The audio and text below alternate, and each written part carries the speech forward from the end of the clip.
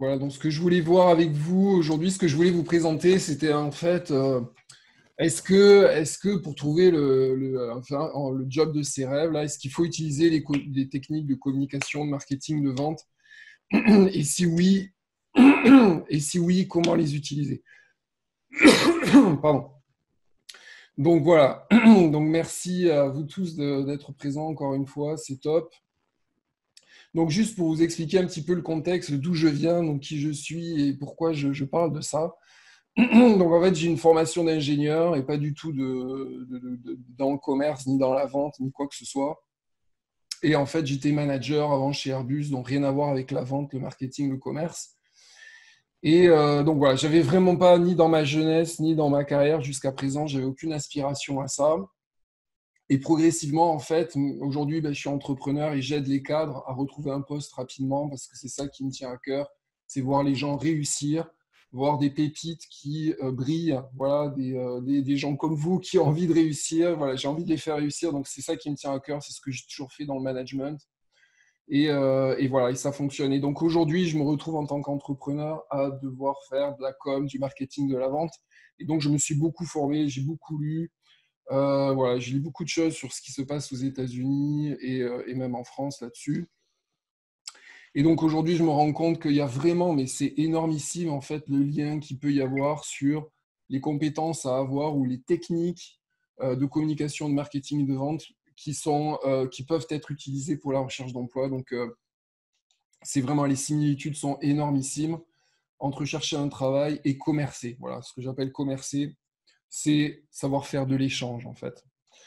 Donc, l'objectif de la présentation, donc l'idée, c'est toujours pareil, faire une demi-heure de presse et puis éventuellement avoir des questions-réponses là avec vous.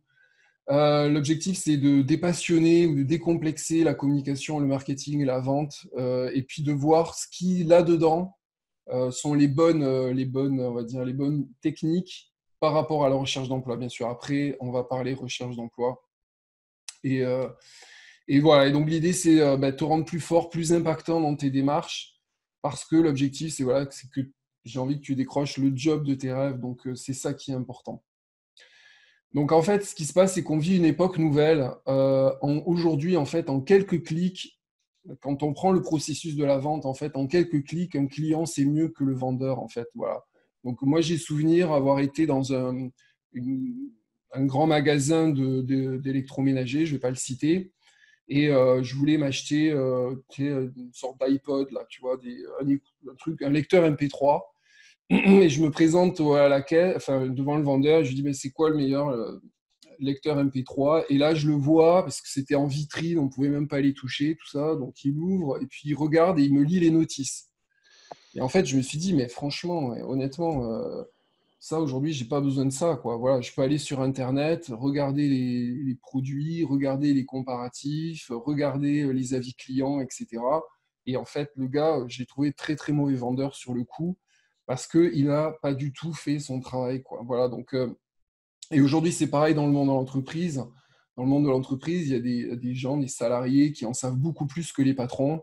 Voilà, ou des managers. Voilà. Moi, quand j'avais une équipe, il y avait des gens qui savaient forcément beaucoup plus de choses que moi. Donc aujourd'hui, l'information, elle est visible. Aujourd'hui, l'information, elle est présente. Et donc, le monde du commerce a complètement changé. Le monde de la relation avec les autres a complètement changé. Donc, c'est fini le push. Fini le monde du commerce où, attends, t'as pas compris, t'as pas tel produit, t'es trop nul, t'as pas compris, etc. C'est mon produit qui est le meilleur. Donc voilà, il faut se sortir de l'idée que le push, c'est terminé. Aujourd'hui, on vit à l'heure du social selling. Donc, excusez-moi du terme anglais, mais je n'ai pas trouvé là rapido une traduction.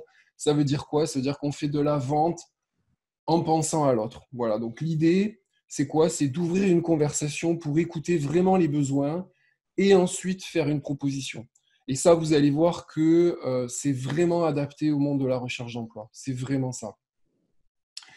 Et ce qu'il faut se dire, c'est que tout le monde peut le faire. Voilà, il n'y a pas besoin d'être un génie, là, le loup de Wall Street, un génie de la vente pour y arriver. Il n'y a aucune arrogance là-dedans. L'idée, c'est juste écouter et ensuite faire des propositions. Et ça, il faut le faire au bon moment et c'est ce que je vais vous montrer. Donc, par exemple, concrètement, si on va dans le concret pour la recherche d'emploi, donc prenons les exemples avec la publicité, le packaging. Donc, typiquement, votre CV et votre profil LinkedIn, c'est votre publicité. Donc, dans un live précédent, j'avais parlé de similitude entre un paquet de café et un CV. Et là, aujourd'hui, j'ai envie de vous reprendre un petit peu la similitude. L'important, en fait, dans le CV ou dans le profil LinkedIn, c'est de dire, mais qui est-ce qui parle? Quelle est la proposition de la personne sur le CV? Quelles sont ses missions? Et quels résultats elle a apporté? Donc, je vous ai pris encore un exemple du produit grande consommation, le savon de Marseille.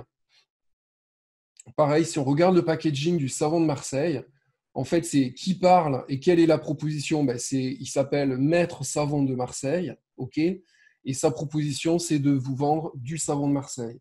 Quelle est la mission? Eh ben, il fait du soin de la peau. Et quels sont les résultats? Il y a 60% d'huile d'olive. Voilà, et l'idée, c'est voilà, vous apporter un produit pur végétal, etc. Voilà, donc c'est pareil sur une structure de CV. Je vais vous montrer un exemple sur un CV, concrètement sur un CV. Donc, par exemple, j'ai coaché Emmanuel Petiot, qui aujourd'hui est assez visible sur LinkedIn parce qu'elle est coach LinkedIn maintenant. Donc, typiquement, qu'est-ce qui se passe? On voit que c'est Emmanuel Petiot, elle est manager marketing digital. Donc, ça, c'est comme l'histoire du savon de Marseille qui vend du savon de Marseille. Et ensuite, je lui ai mis une punchline. C'est quelqu'un d'extrêmement énergétique, quelqu'un de très créatif, et voilà, et qui veut faire de la croissance dans le monde des entreprises. Donc, c'est le motto, voilà, d'entrée de jeu. Qu'est-ce qu'elle propose? Et ensuite, je lui ai défini ses points forts. C'est quelqu'un qui a un fort leadership, quelqu'un qui elle est très entreprenante, voilà. Et ce qu'elle veut, c'est satisfaire des clients. Et aussi, elle est très dynamique. Donc ça, j'ai carrément écrit ça sur le CV. C'est quel est son point fort et qu'est-ce que ça lui amène dans le business. Et ensuite, j'ai bien mis en valeur ses résultats. Donc, par exemple, à l'époque, je l'ai coachée en 2018. Donc, à l'époque, elle était, elle est entrepreneur, donc elle donne beaucoup de cours dans différentes écoles de commerce. Et l'idée, là, c'était de dire, comme elle débutait, c'était de dire, il y a un certain nombre de professionnels qui ont bénéficié de ces compétences et elle les a boostés et c'est des gens qui ont réussi dans le digital marketing grâce à elle. Voilà. Donc, c'est une idée pour vous montrer que voilà, ce qu'on voit dans le produit de grande consommation, ce qui est montré dans les packaging, sur le CV, c'est pareil. Il faut que ce soit clair et net. C'est qui vous êtes, quelle est votre mission, qu'est-ce que vous allez apporter, quels sont vos talents, quels sont vos résultats. C'est exactement pareil. La même chose. Voilà. Et il faut que ce soit lu comme ça, un même clin d'œil, en fait. En 5 secondes, là, on comprenne. Tac, tac, tac. Emmanuel Petiot, marketing digital, énergie, croissance des entreprises, leadership. OK, elle a des résultats. Suivant. Voilà. C'est ça qu'il faut. Donc maintenant, si on va sur le monde de la communication, excusez-moi si vous pouvez, on va faire les questions après, donc n'hésitez pas à tenir vos questions, puis après on va en parler. Donc communication sur LinkedIn, votre website, votre page CV web, etc. C'est de la com. Donc votre profil, en fait, c'est ce que vous êtes, c'est votre marque. Vos actions, par exemple, sur LinkedIn, vos commentaires, votre diffusion des posts sur LinkedIn, etc. Tout ça, ça fait partie de votre communication. C'est le monde de la com, là. On est dans le monde de la com. Et même vos prises de contact, en fait. Le nombre de connexions que vous allez faire, ce que vous allez raconter à ces gens-là, tout ça, c'est de la communication. Donc vos objectifs, en fait, ils sont doubles. Le premier objectif, c'est de rester visible. Et rester visible pour votre cible. Si, par exemple, je vois Alain là, si sa cible, c'est les chefs d'entreprise dans le transport logistique, dans la logistique, lui, il faut qu'il fasse de la communication vers ces gens-là, en fait. C'est vers cette cible-là qu'il faut qu'il fasse de la com. Il peut aussi rester visible dans des gens, pas forcément des décideurs, mais des gens qui travaillent là-dedans. Voilà. Et deuxièmement, c'est montrer ce dont vous êtes capable. Parce que par le fait que vous postiez, le fait que vous commentiez, le fait que vous likiez, etc., tout ça, ça montre sur LinkedIn ce dont vous êtes capable, vos analyses, vos propres analyses, etc. Donc ça, c'est votre communication. Donc par exemple, je vous montre un exemple. Excusez-moi. Donc j'ai trouvé ce post de Audrey Tips là, qui est coach en marketing digital, elle aussi. Donc sur ce post, en fait, elle a réussi à avoir 65 likes et 22 commentaires en 4 heures. OK. Donc, qu'est-ce qui fait que son poste, par exemple, a fonctionné? Donc, elle, sa cible, en fait, typiquement, c'est des gens qui sont sur LinkedIn et qui veulent s'améliorer sur LinkedIn parce que c'est sa cible, d'accord? C'est des gens à qui elle veut vendre sa prestation. Donc, qu'est-ce qu'elle a fait? En fait, elle a utilisé la méthode qu'on appelle AIDA en marketing. Donc, AIDA, c'est les premières lettres de attirer, intéresser, créer du désir et passer à l'action. Donc, son poste, clairement, quand on regarde, en fait, on voit une image qui n'a aucune émotion sur son image, voilà.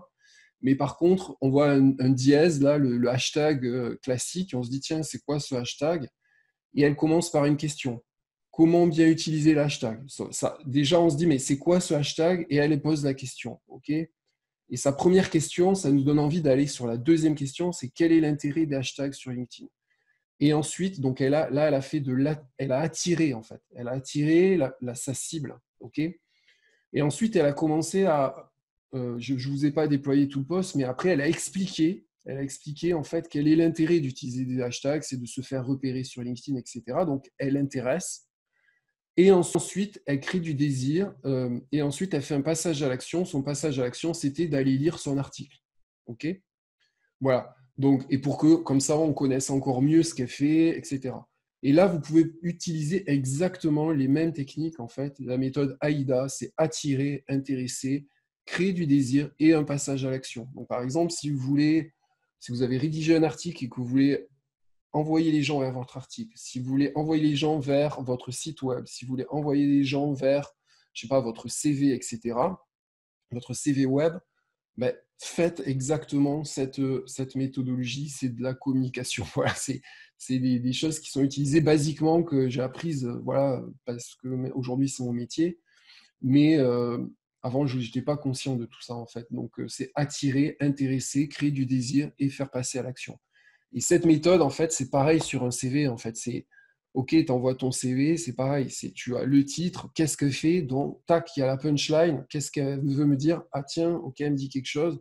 Et là, on commence à s'intéresser à la personne. Et après, on se dit, bon, ben, j'ai envie de décrocher le téléphone pour la convoquer, cette personne. C'est pareil, cette méthode AIDA, elle se retrouve dans toutes les étapes en fait, du processus de recrutement aussi. Vous verrez, même en entretien, ça se fait comme ça.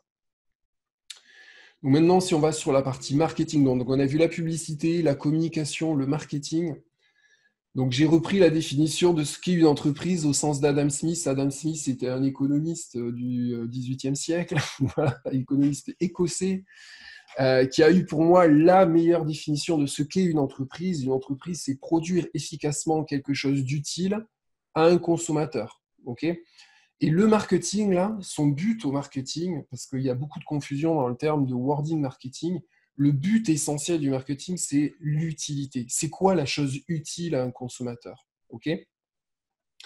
Donc, le but du marketing, c'est de comprendre les besoins. Donc, l'idée pour vous, là, c'est d'avoir des conversations avec des membres de votre réseau pour comprendre les besoins des entreprises et des décideurs. C'est ça, faire du marketing, pour vous.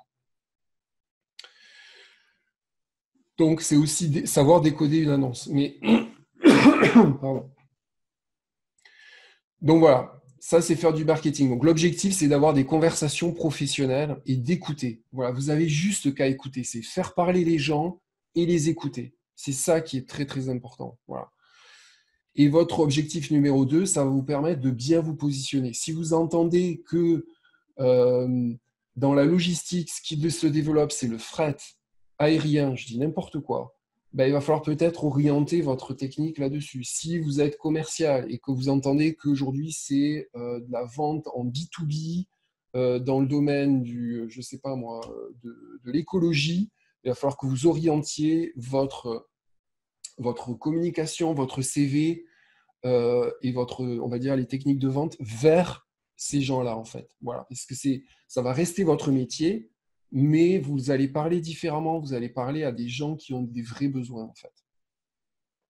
Donc ça, c'est hyper important de faire son marketing. Donc, marketing, je le répète, c'est écouter les besoins. Donc, là, j'ai mis 2 photos, c'est ça qu'il faut arriver, il faut se mettre ça dans le crâne, vraiment.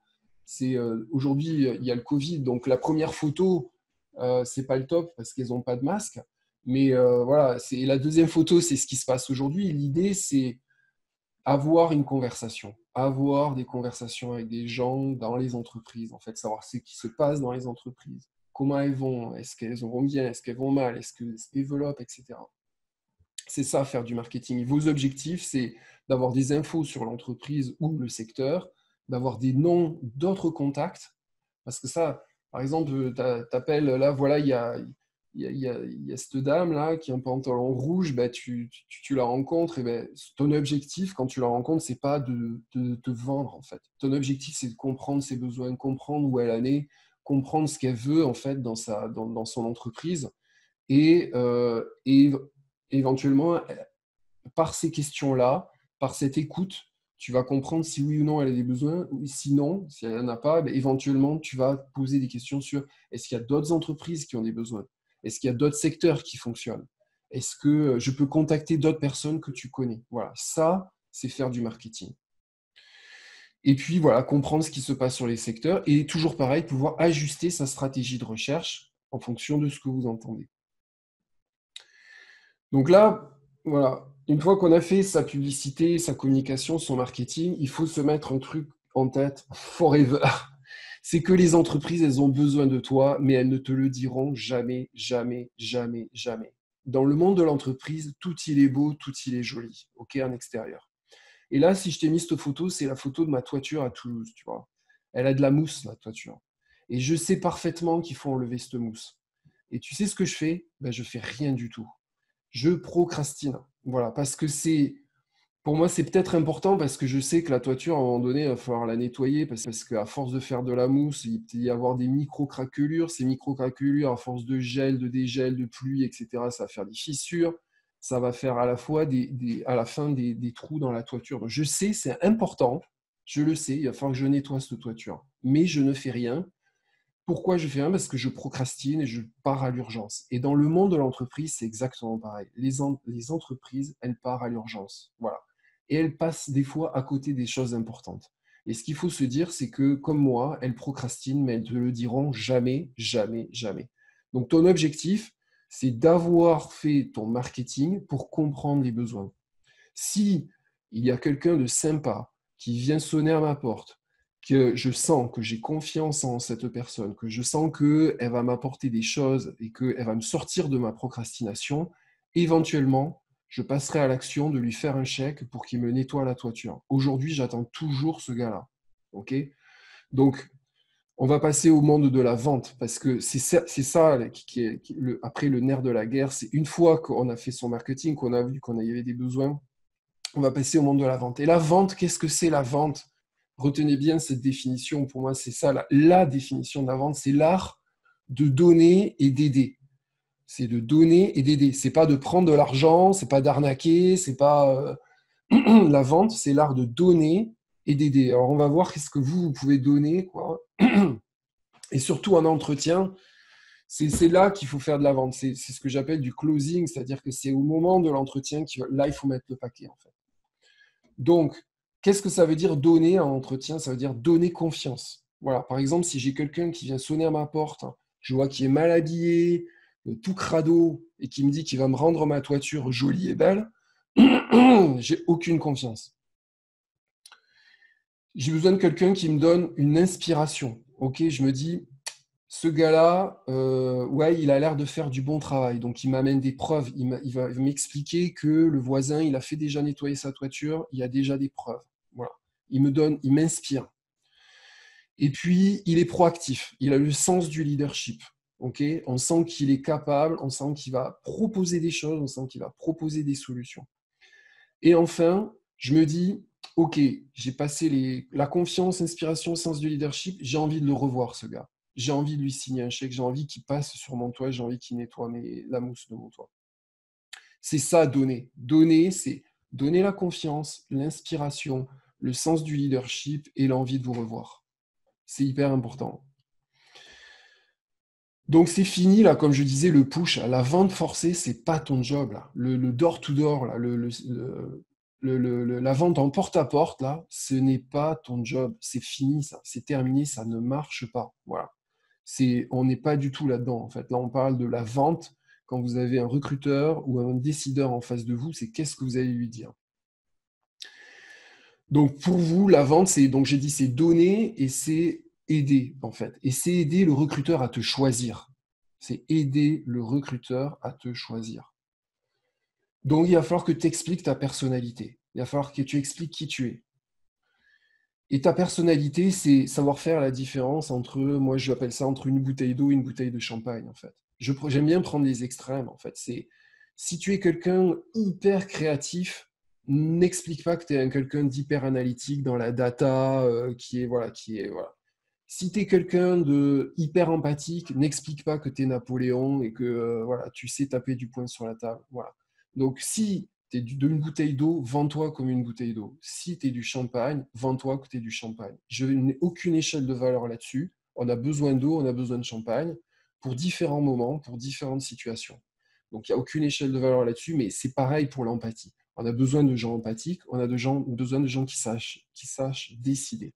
Et là, c'est pareil pour la personnalité. Il va falloir que tu racontes aussi comment tu travailles en équipe et quels sont tes résultats chiffrés. C'est un peu pareil dans le sport ou c'est un peu pareil dans, je sais pas, tu seras un club tricot, un club jeu d'échecs, peu importe.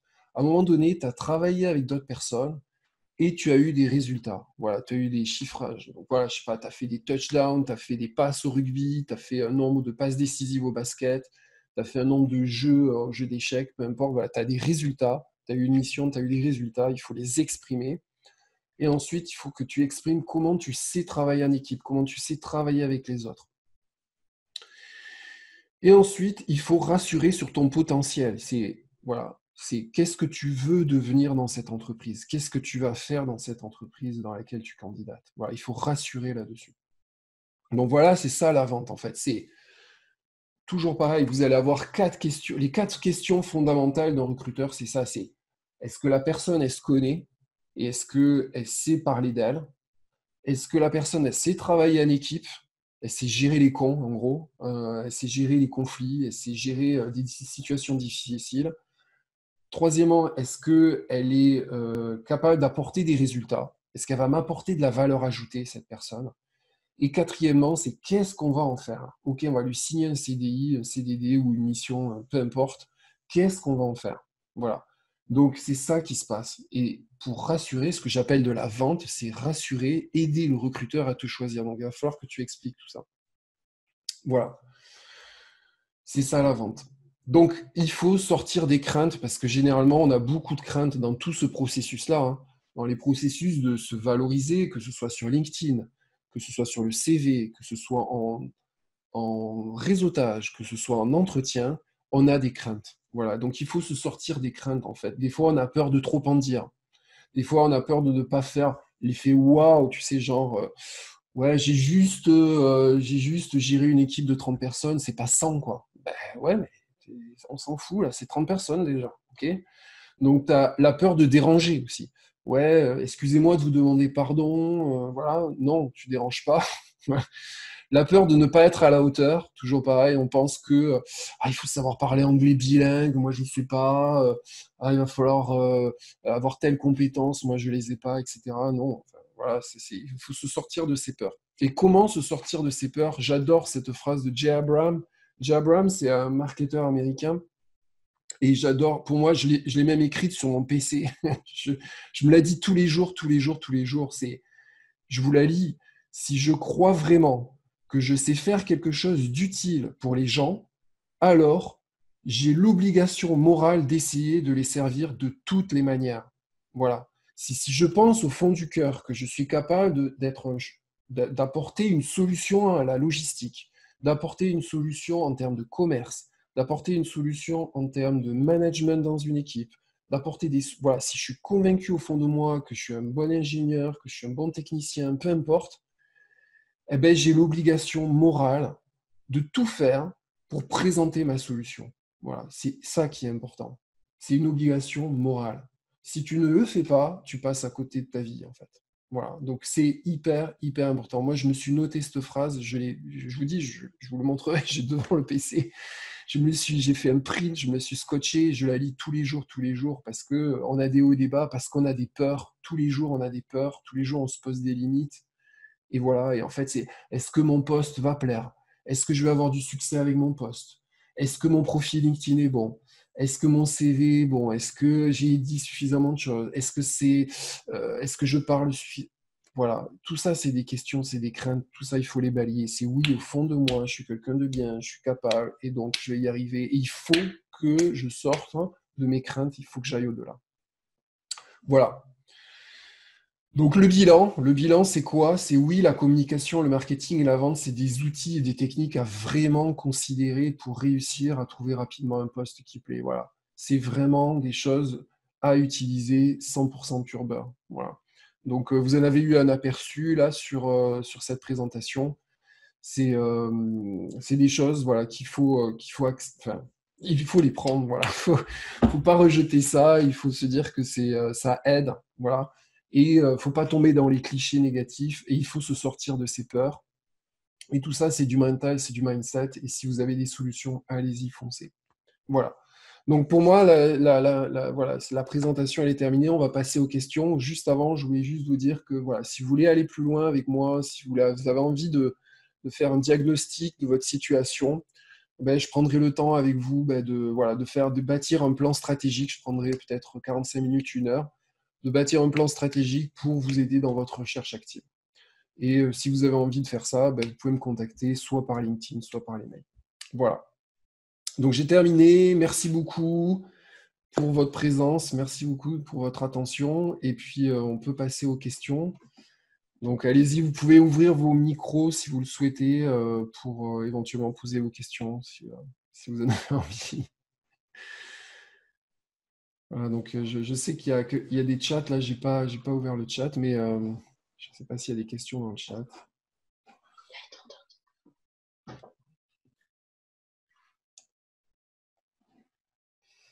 J'ai une question. Oui, je ne sais pas qui parle. Je suis Olivier Paul Joseph. Oui, Olivier. Oui, salut. Olivier. J'ai une question. On se tutoie Ah, ou vas-y, on se vas-y. voit? Ouais, ouais, moi, j'adore ça, moi, tutoyer les gens. D'accord. Là, j'ai une question très précise D'accord. D'abord, merci pour ce dynamisme et puis cette envie d'aller plus loin dans nos retranchements. Ouais. L'idée qui m'est venue là au départ, c'est lorsque tu as évoqué, par exemple, Alain qui était issu du transport et d'essayer pour lui d'attirer l'attention. Tu parlais du fret notamment. Ouais. C'était un exemple parmi tant d'autres. Comment tu mettrais en lumière une personne qui est d'un secteur d'activité, qui veut le quitter, mais qui a des compétences et un métier là-dessus? Parce que là, sur LinkedIn, par exemple, c'est très ciblé sur le secteur d'activité, ton métier, tes compétences. Si tu veux changer, pas de tout au tout, mais je veux dire à 180 degrés au lieu de 360, comment tu t'y prendrais? Eh ben, est-ce que toi, ça te concerne, Olivier? Est-ce que tu as un cas concret? Est-ce que c'est toi, Olivier? Oui, c'est moi. Ok. Après, Donc, est-ce que c'est parce que oui, c'est moi. Pour il autant, faut, il ça faut que- peut, ça peut concerner d'autres personnes. Ok, mais je voulais partir sur un exemple concret avec toi, si tu es ok pour en parler. Oui, pas de souci, oui, oui, bien sûr. C'est quoi ton background et vers quoi tu veux aller? Vas-y, dis-moi. D'accord. Alors, moi, je suis issu du monde de l'édition pour les professionnels, Ok. hein, en format magazine, papier et non pas web ni digital, Ok. sur des secteurs de l'industrie minérale, mais aussi du secteur médical.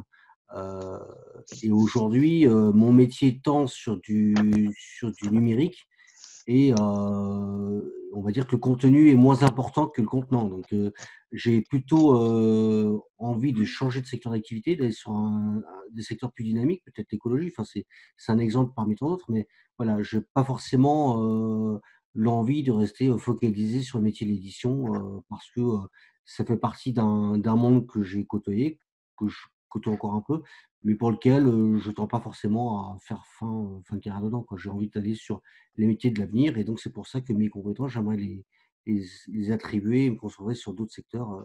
Voilà. Ok, donc super. Merci Olivier pour ta question. En fait, pour moi, c'est ce que je disais, c'est-à-dire qu'il va falloir que tu fasses un profil LinkedIn qui est par exemple, tu vas aller vers l'écologie, vers, je sais pas, un secteur particulier. L'écologie, c'est immense. On pourrait dire Ouais. je sais pas, le traitement des déchets comme les panneaux solaires. Voilà, mais donc, tu vas aller faire un zoom là-dessus, c'est-à-dire que ta présentation LinkedIn, il va falloir qu'elle soit vraiment là-dessus. En fait. Tout ce que tu as fait de près ou de loin qui touche ce secteur-là, Ouais. tu le mettes en avant sur LinkedIn et que tu mettes un peu de côté des choses qui ne sont pas utiles pour ce secteur-là. D'accord? Premièrement. Deuxièmement, sur tes posts, tes publications, ton interaction avec les gens, tes connexions avec les gens, il va falloir que tu mettes un gros paquet là-dessus. OK? Ouais. Et pareil, sur ton CV, ça va être pareil. Il va falloir que tu mettes de côté alors, les belles histoires que tu as certainement eues dans le domaine de l'édition, mais qui n'intéressent pas forcément les gens de l'écologie que tu vises. Voilà. Pareil pour ta démarche réseau. C'est un gros zoom sur aller vers ces entreprises-là, aller vers ces gens-là, essayer de comprendre ce qui s'y passe, essayer de voir quels sont leurs vrais besoins. Peut-être qu'il y a une transition à faire entre les gens qui sont dans l'écologie et qui ont quand même besoin de tes compétences, tu vois. Et que ce soit des compétences par rapport à l'édition, mais ils ne savent pas l'exprimer forcément comme ça. Peut-être que tu as des compétences en marketing, en vente ou des compétences, j'en sais rien, je dis n'importe quoi. X compétences qui font que, en fait, c'est ça qu'ils recherchent, mais ils ne savent pas le dire. Voilà, ils ne savent pas forcément l'exprimer. Et puis jamais Tu parlais de secteur, excuse-moi de te couper, mais tu vois, par exemple, au début de ma carrière, je travaillais dans le domaine de l'industrie minérale, donc toujours en édition, mais pour ce secteur-là. Et Ouais. je me suis aperçu qu'on arrivait sur de l'économie circulaire. Et aujourd'hui, l'économie circulaire, je suis pas insensible, et ça m'intéresse, je trouve ça très, très intéressant. Et je sais qu'il y a des entreprises qui tendent, des groupes, des cimentiers notamment, Lafarge et autres, qui aujourd'hui sont intéressés par ce type de valorisation des déchets, par exemple. Donc, voilà, c'est un exemple parmi tant d'autres, mais je trouve qu'il peut y avoir du lien entre en parler et communiquer. Je trouve que les entreprises ne communiquent pas assez sur ces secteurs-là.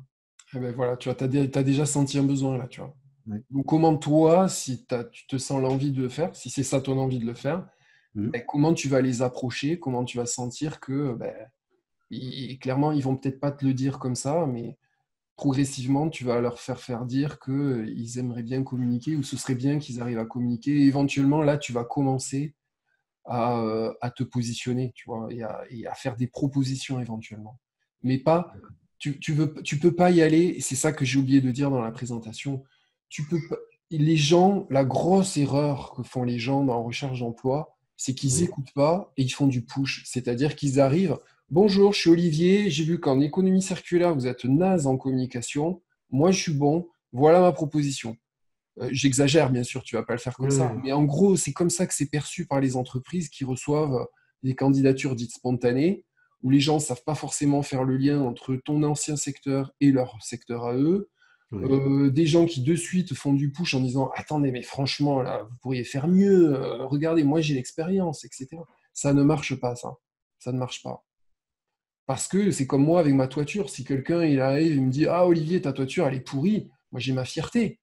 Ouais, bien sûr. J'ai commencé à aller pourri, c'est bon, il y a 3 petits bouts de mousse, c'est bon, on va jouer ailleurs. OK?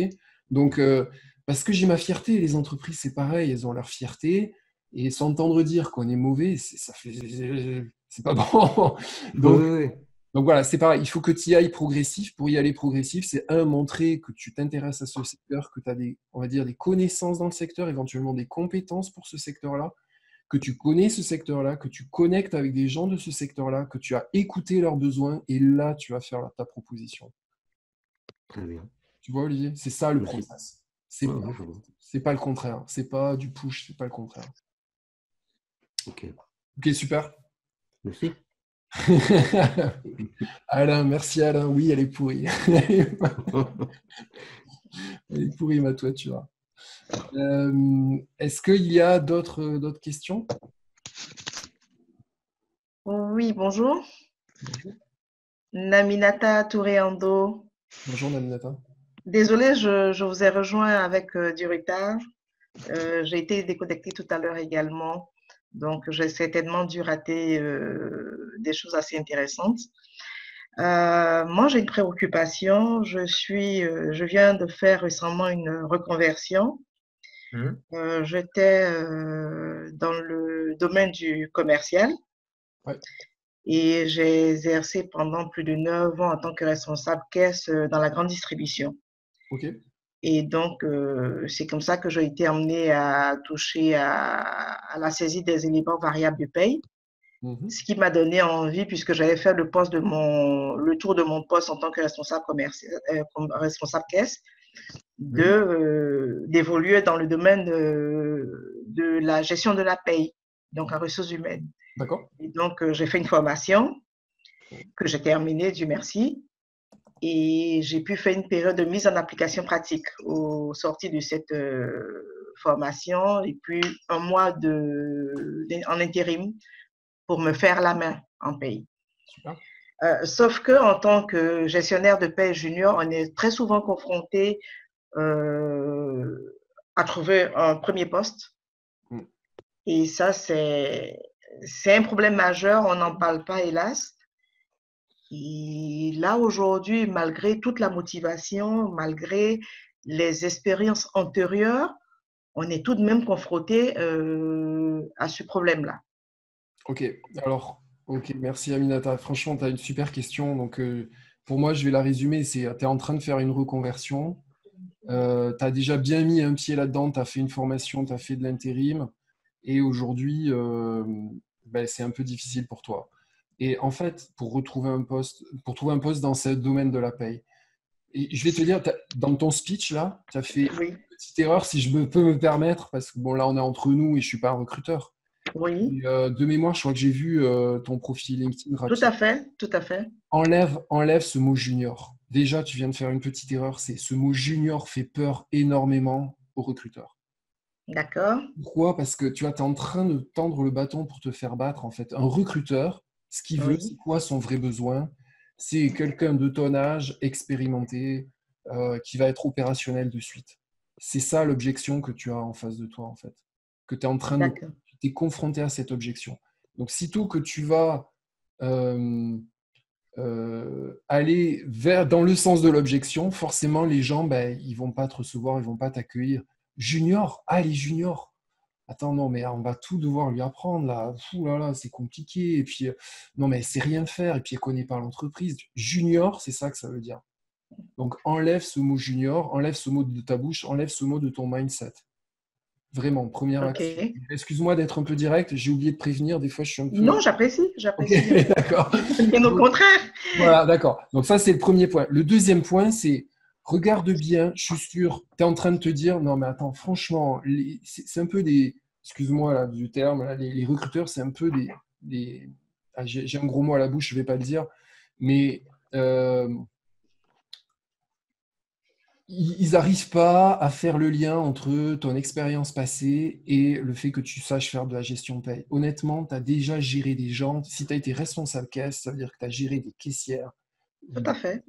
Ça veut dire que tu as géré du personnel, ça veut dire que tu as de l'expérience aussi à savoir faire du calcul, à savoir faire des comptes, ça veut dire que tu as de l'expérience à aller dans le détail, à gérer des clients qui ne sont pas satisfaits parce qu'ils reviennent dans la caisse. Vous m'avez compris. Tout à fait. Donc, tu sais gérer des conflits, tu sais gérer des clients, etc. Mets tout ça en avant parce que gestion paye, qu'est-ce que c'est gestion paye? C'est des chiffres, c'est des détails, il faut être fort dans les détails. C'est la réglementation, donc l'aspect légal, et c'est aussi savoir gérer les conflits, parce que qui aujourd'hui n'est pas, tu vois, t'es pas satisfait de ta paye.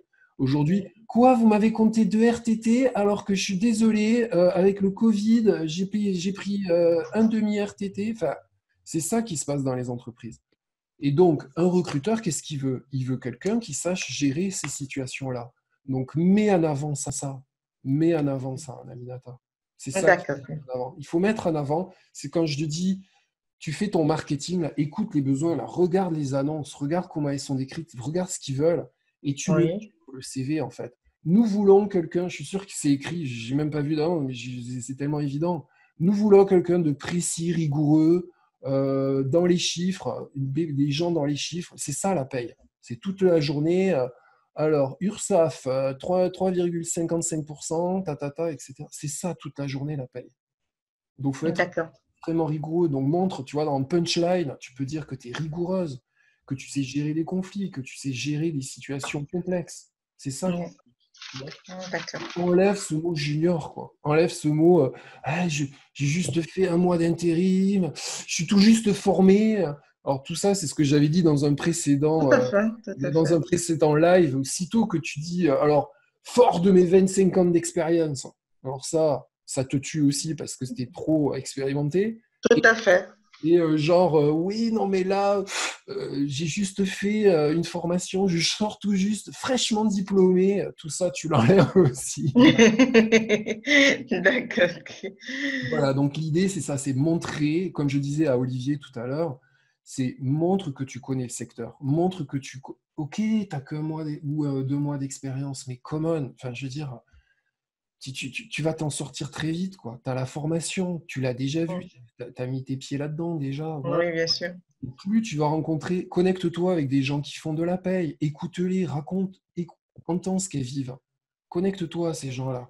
Tu vas voir, tu vas parler comme elles après. Tu vas dire, oh non, mais la paye, je sais que c'est très important. Ah, la déclaration du mois de février, c'est la plus dure parce que, tu comprends, il y a les charges, machin. Enfin, je dis n'importe quoi là, Bien sûr. mais c'est ça, quand tu vas parler comme ça, on va comprendre Naminata et l'expérience. Ok. Voilà, donc rassure, c'est là que je dis dans la partie vente, c'est donner confiance, rassurer. C'est ça la vente, rassure, rassure. Voilà. Je vous remercie, Olivier. Avec grand plaisir, Naminata. Avec grand plaisir. Merci.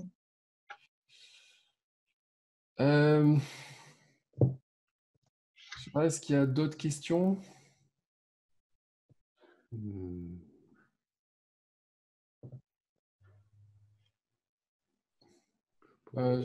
Je vois que...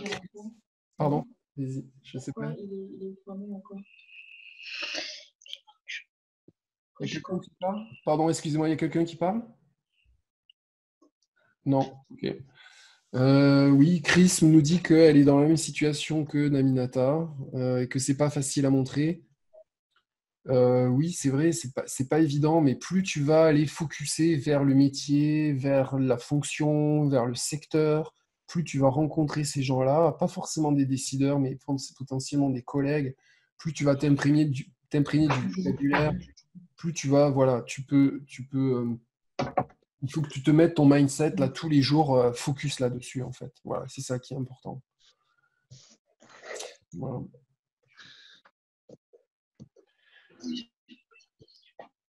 Je regarde dans le chat s'il y avait d'autres questions. Ok, non, rien de plus. Ok. Est-ce que je coupe là, c'est bon? Très bien, c'était très bien, comme d'habitude. Ok. Du travail de pro, Olivier, du travail de pro. Merci beaucoup. Merci. Parce que quand on est de l'autre côté comme ça, la caméra, on va pas parler, on n'a pas de questions, mais c'était vraiment bien. Super, merci beaucoup. Allô, Olivier, une question, s'il vous plaît. Allô? Oui, je t'écoute. Je sais Une question. Bonjour. Excusez-moi, je suis la fille de Naminata en fait. D'accord, ok. En fait, je suis en informatique. Ouais. J'ai eu mon bac en système électronique numérique. J'avais commencé un BTS SIO, mais depuis j'essaie de reprendre mes cours, mais en fait j'ai un peu de mal au niveau parce que j'ai perdu en fait quelques notions en fait. J'ai perdu beaucoup de notions en fait, du coup j'ai du mal avec les tests et tout. Okay. Et du coup, j'aimerais savoir si vous n'avez pas quelques sites ou des conseils pour les tests, pour les entretiens, s'il vous plaît. Attends, j'avais compris que tu avais du mal sur la partie technique et que pour reprendre tes études, et là tu me parles des entretiens. En fait, c'est plus au niveau des tests pour passer les entretiens parce que en fait, au départ, c'était pour une alternance. Ah, ok, tu cherches une alternance, ok. Et là, tu aimerais te tester en entretien, c'est ça? Et voilà. Ok, qu'est-ce qu'il y a comme site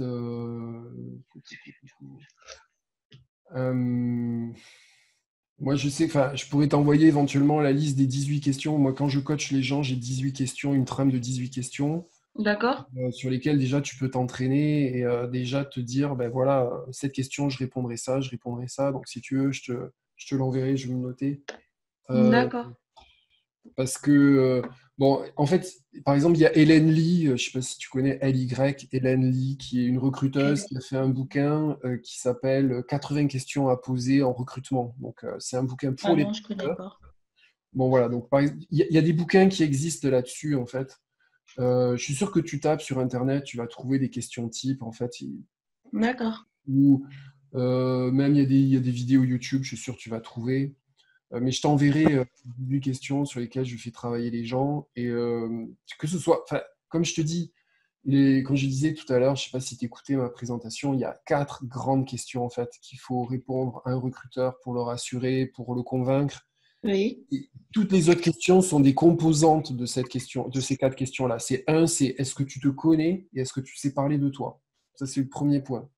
Donc, c'est à la fois les points forts, les points faibles, tes réussites, qu'est-ce que tu sais faire dans la vie, c'est quoi tes motivations, pourquoi telle entreprise. Ce type de questions, c'est en fait qui tu es et Oui. est-ce que tu te connais, quoi, voilà. D'accord. Deuxièmement, le deuxième type de question, c'est est-ce que tu vas apporter des résultats à l'entreprise? Donc, on va te faire parler sur tes réussites, sur tes échecs, sur tes difficultés. Voilà, d'accord. Tout ça, c'est qu'est-ce que tu vas apporter. Troisième point, c'est quel est ton avenir? C'est quoi ton potentiel? Ok, c'est qu'est-ce que tu veux? Comment tu te vois dans 5 ans, dans 10 ans? Ça, c'est les fameuses questions. Comment vous voyez-vous dans 5 ans? Comment vous voyez-vous dans 10 ans? Qu'est-ce que vous projetez de faire dans votre entreprise? Comment vous voyez votre intégration dans l'entreprise? C'est quoi votre plan à 90 jours? Etc. etc. Tout ça, c'est des questions type qu'est-ce qu'on va faire de toi? Quatrièmement, c'est les questions, mais comment tu gères les autres en fait? Comment toi, parce qu'on n'est jamais tout seul, comment tu interagis avec les autres? Donc c'est est-ce que on t'a déjà critiqué dans le travail? Est-ce qu'on t'a déjà fait des feedbacks négatifs? Est-ce que tu as déjà été sous pression? Qu'est-ce que tu as fait? D'accord. Est-ce que tu t'es déjà engueulé avec quelqu'un, etc.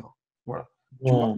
Donc toutes les questions d'entretien, c'est des combinatoires de ces 4 questions fondamentales. Voilà. Donc si déjà sur ces 4 questions fondamentales, tu es prête dans ta tête mentalement, ben déjà après les composantes, elles vont être bonnes. Donc tu vois, moi j'en ai 18 questions, mais c'est les composantes des 4. Et après tu peux faire 50 questions, 80 questions, mais tu sais toujours, c'est toujours un peu la même chose. Voilà. D'accord. Et donc, je vais te les envoyer, là, les 18 questions. Il y a des questions un peu sur le leadership et le management. Toi, tu es un peu jeune, là, pour ça, mais c'est toujours pareil. Tu peux te projeter aussi sur le leadership et le management. Voilà. C'est pas ta priorité, mais voilà. OK? J'enverrai à Aminata, j'enverrai à ta mère. Excusez-moi, ça a bugué. Vous m'avez dit que vous avez des mémos sur le leadership, c'est ça? Non, je disais qu'il y a des questions qui concernent le leadership. Ah, d'accord. Et des questions sur le management qui sont encore autre chose. C'est peut-être pas de ton âge, mais donc voilà. Bah, j'ai 25 ans, donc. Voilà, mais à 25 ans, il y en a certains qui sont déjà managers, donc tu peux te projeter aussi déjà avec ces questions. Voilà. D'accord. Bah, merci beaucoup. Avec plaisir. Au revoir, bonne journée. Ciao.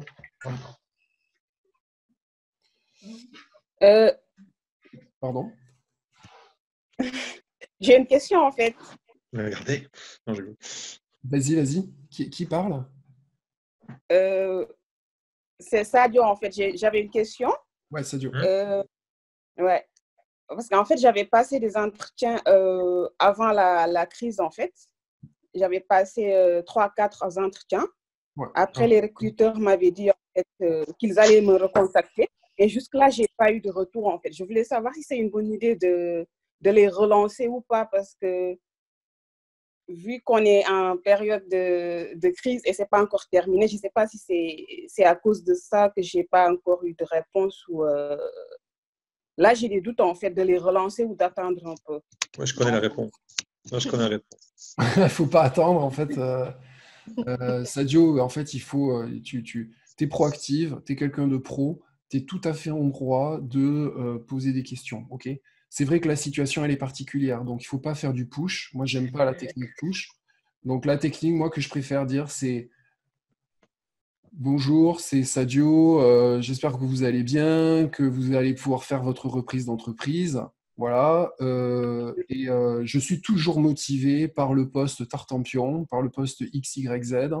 Voilà. J'espère que j'aurai bientôt de vos nouvelles. » Tu n'as pas besoin de les mettre au coin du ring et de leur mettre 2 baffes, hein, du genre et ça en est où le process, et tu n'as pas fait ton choix, et etc. Ils savent très bien qu'ils ont des recrutements à faire, ils savent très bien que tu étais dans la liste. Voilà. S'ils veulent te répondre, ils te répondent. S'ils ne veulent pas te répondre, ils ne te répondent pas. Mais au moins, tu es visible. Tu as levé la main, tu as dit « Moi, j'existe, je suis là. Voilà. Si vous pouvez me répondre, c'est cool. » Ça, c'est gentil. Tu vois, Ouais, dans le sens d'Olivier, en fait, c'est ce que j'ai fait. Régulièrement, en fait, j'envoyais suite aux différents dispositifs qui avaient été mis en place par le gouvernement, j'envoyais à chaque fois un mail de relance, en fait, à la Farge, parce que j'ai un entretien avec eux. Et à chaque fois, ils me répondaient. Et ça s'est soldé, en fait, vendredi dernier, j'ai renvoyé un mail suite au déconfinement qui avait lieu à partir de lundi de cette semaine. Et finalement, j'ai un entretien demain avec Lafarge. Et à chaque fois, en fait, je procédais comme ça. Je savais qu'il y avait une échéance qui arrivait. J'envoyais un message. Je leur disais que j'étais toujours intéressé par le poste, que j'attendais les nouvelles propositions mises en place par le gouvernement. Ils me répondaient, puis finalement, ça s'est soldé par un entretien. Super. Je ne sais pas qui a parlé, mais c'est Thierry, pardon. Thierry. Super Thierry, merci beaucoup Thierry. C'est top, c'est ça. D'accord, bon, ça marche. Super. Merci. Avec grand plaisir. Ok. Je t'enverrai aussi, Florence, les 18 questions, ou je vous les enverrai aussi, si vous voulez, à tous. Là. Je peux faire un tir groupé. Là, Moi aussi, je veux bien. Bonjour. Nicolas Yed, je rebondis sur ce que vous êtes en train d'expliquer. Le conseil serait peut-être plutôt de le faire par écrit, plus que par téléphone, peut-être, dans un premier temps. Ah, alors ça dépend. Écoute, si tu n'as vu que, entre guillemets, une machine ou genre une RH, ou que tu n'as vu personne, fais-le par écrit. Si tu as déjà eu un mini-entretien, soit téléphonique, soit parce que tu as déjà eu un contact avec quelqu'un, tu peux le faire par téléphone, tu peux te permettre. D'accord, mais si l'appel a déjà été fait, il peut être suivi d'un écrit. Oui, tout à fait aussi. Pas se appeler systématiquement, c'est peut-être pas forcément non plus, ça devient du push là. Tout à fait, exactement. Tout à fait. Exactement. Encore Thierry, j'aurais aussi rajouté quelque chose. En fait, pendant les 2 mois de confinement, il y a beaucoup de cabinets de recrutement qui étaient mis pas en sommeil, mais je veux dire en chômage partiel. Ce qui fait que lundi, en fait, cette semaine, lundi ou mardi, moi, j'ai des cabinets de recrutement qui m'ont rappelé pour me donner des nouvelles concernant un poste qui avait été publié sur un job board il y a 2 mois de cela. Vous voyez, donc il y en a beaucoup qui étaient pas en sommeil, je dirais, mais qui étaient en chômage partiel. Okay. Ouais. Oui, c'est ça. Donc eux aussi doivent reprendre, eux aussi, ils ont à se réorganiser aussi, ils ont à faire du commercial, eux aussi, ils ont à retrouver des clients, etc. Donc bon, voilà, il faut être un peu patient, mais oui. Ça ne veut pas dire ne pas être proactif, ne pas ou juste se montrer visible, voilà, dire coucou, je suis là. Quoi. Voilà. Exactement, oui. Cool. Ok.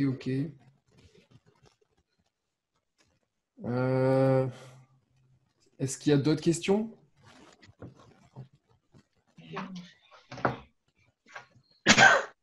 Alain, tu voulais dire quelque chose là, c'est ça? Non, c'était que, effectivement, tu as répondu, c'est sûr, si tu appelles l'entreprise pour leur dire qu'est-ce que ça devient ma candidature. Oui.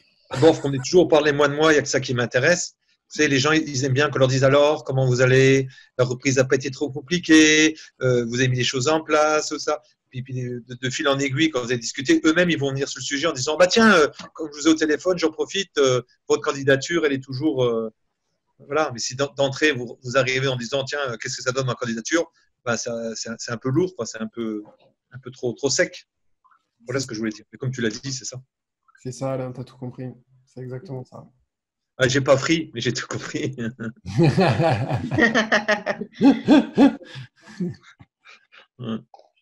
Voilà. Okidoki. Bon, bah, écoutez, c'était encore un régal voilà, de pouvoir présenter quelques concepts là-dessus. Et puis, je continuerai à faire des lives voilà, sur différents thèmes. Si vous avez des questions, voilà, n'hésitez pas à m'interpeller pour ça. Et voilà, j'adore rendre service. Merci beaucoup, Olivier. C'est très gentil. Merci. Avec grand plaisir. Bah, à bientôt. Et puis, bonne continuation à vous. Merci beaucoup, Olivier. Au revoir. Merci. Bonne journée à toutes et à tous. Merci. À vous également. Au revoir à tous. Ciao.